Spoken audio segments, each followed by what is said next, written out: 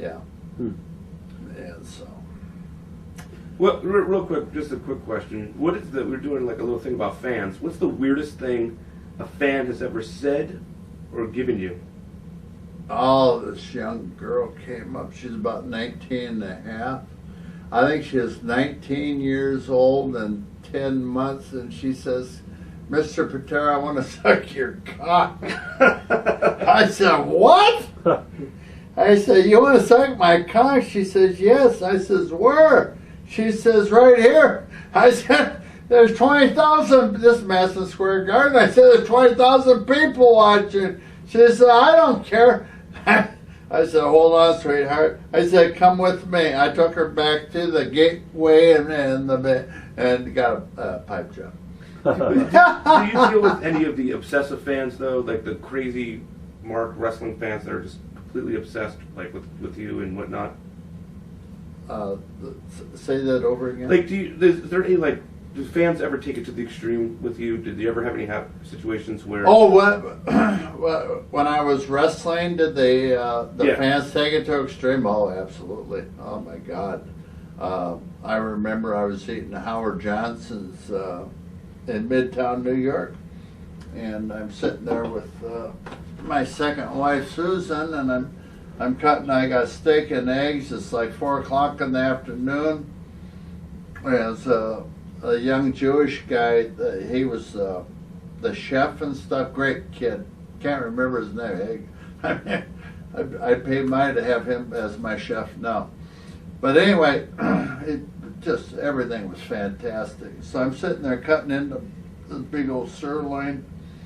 I'm going like this. I got the steak on the fork. I'm going, and this piece of shit comes up and slams a fucking pen and a piece of paper, right? Knocks the fork out, knocks the food out of my mouth. Patera, I want your autograph. I want it now. I fucking came back and whacked that motherfucker. I knocked him on his ass. Right in Howard Johnson's, I think it was on, what was that, 8th Avenue and 42nd? Wherever. And he goes down, he's laying there. I said, get up, you piece of shit, because I want to fucking knock you down again. He gets up, you have to be so mean. He's fucking scoured off. Oh, wow. But that shit happened when I had the bleach blonde hair, and I was, at the height of my popularity there for about 10 years. 10 years straight that shit went on. Mm-hmm. Yeah, it was consistent. It was all the time in bars and restaurants. It didn't matter if I was with my family or with friends or by myself. It happened all the time. Yeah. If Vince were to call you to be part of the Hall of Fame, would you accept it? And would you want to be part of the Hall of Fame? I'd love to be part of the Hall of Fame, yeah, but he's not going to pay me the fucking $5,000 like he pays all these other jabronis. What the fuck am I going to do with $5,000, Vince?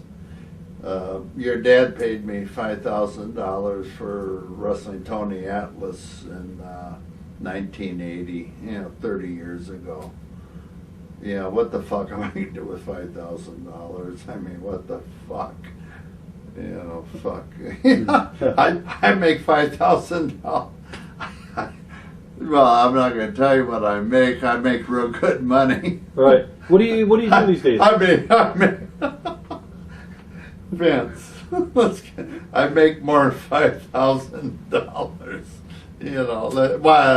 Fuck, I'm not going to tell you what I make. I'm again. Hey, come on, I'll give you $5,000 to be in the hall. Go fuck yourself, you piece of shit. I don't give a fuck about your Hall of Fame if that's all you're gonna pay me. Fuck. I know. I'm not the other guys that I understand they don't have, the means, or they don't have other occupations or whatever. I'm not demeaning anybody, but by doing this. But you're not going to get me in the Hall of Fame. I don't think he wants me in the Hall of Fame anyway, because I was legitimate. Pete Rose. Hey, Pete! Remember when I bumped into you down at South Beach, baby? I said, Pete, one thing that you got over me, hey, this is at a racetrack. Pete came in with a roll of $100 bill like that. I said, Pete, how much money you got? There's 20 grand. I said, holy shit, 20,000 bucks. Well, he walked out there with 6,000 less after about 5 hours. But anyway, I said, Pete, he recognized me right away when he came in. I said, hey, Pete Rose. He turned around, hey, strongman Ken Patera, the Olympian. He recognized me right away. But anyway, I said, Pete, you got one thing over me. And he said, what's that? I said, you're in the Wrestling Hall of Fame, baby. I said, I'll never be in the Baseball Hall of Fame. He fucking fell on the ground.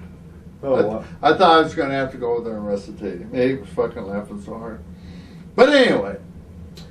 Quick question. In the 80s, wrestling kind of went through a big explosion period. How did you guys deal with the fame? In the 80s? I was in prison. What the fuck are you talking about? Well, one of the things is after you got out of prison and you came back, they ran those. Who said I was in prison? Fuck you, you motherfucker. You came back and they were running those vignettes on TV about Ken Patera was in jail, and they did the whole Ken Patera story. Did that stuff bother you, or were you okay with talking about it? A vignette. What's a vignette? Is that like a pickle that's in vinegar? or am I pickled, or was the motherfuckers that were running it pickled? Maybe they were pickled because they were looking for a story. You know, I look at this a guy, his name's Chris Matthews. He's a total fucking illiterate. He runs his mouth. He's a homosexual from San Francisco. He goes, oh, Hillary Clinton this, Hillary Clinton that, oh, Barack Obama, and the motherfucker has got and about 2 weeks ago he says, oh yeah, when Barack Obama says something, it sent chills up my leg. Now you tell me that motherfucker isn't straight? or that he isn't a fucking faggot? Oh, this guy's out of control. But anyway, did it bother me? No. No, because you get what you sow. I mean, I was involved in a situation, and it gave fodder to all these people that thought that they had to report on this situation and make up things, and 99% of the stuff that came out about this thing was all made up. Why do you think guys like other powerlifters such as Mark Henry and Bill Kazmaier and Ted Arcidi, they never made it into the wrestling business the way that you did? They struggled to get over, put it that way.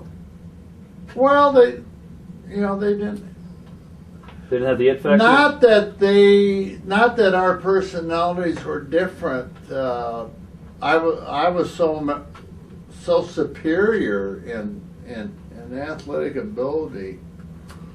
I mean, I wasn't just a weightlifter or a shot putter. I mean, I was a hell of a basketball player. I was a springboard diver. I was a sprinter. I was a hurdler. I was a high jumper. I was a decathlon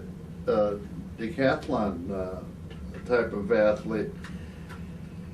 Yeah, I was a hell of a cribbage player and rummy player and checker player and chess. And I wasn't real good at chess. I kept grabbing her breasts, and I couldn't get over it. I mean, every time I played chess with her, I always wanted to grab her titties. And I mean, what the fuck? But these other guys, I mean, they're good athletes. I mean, they're Kazmaier, he's world's strongest man contest winner. my buddy that won the first two World's Strongest Men contests, Bruce Wilhelm, he was an athlete.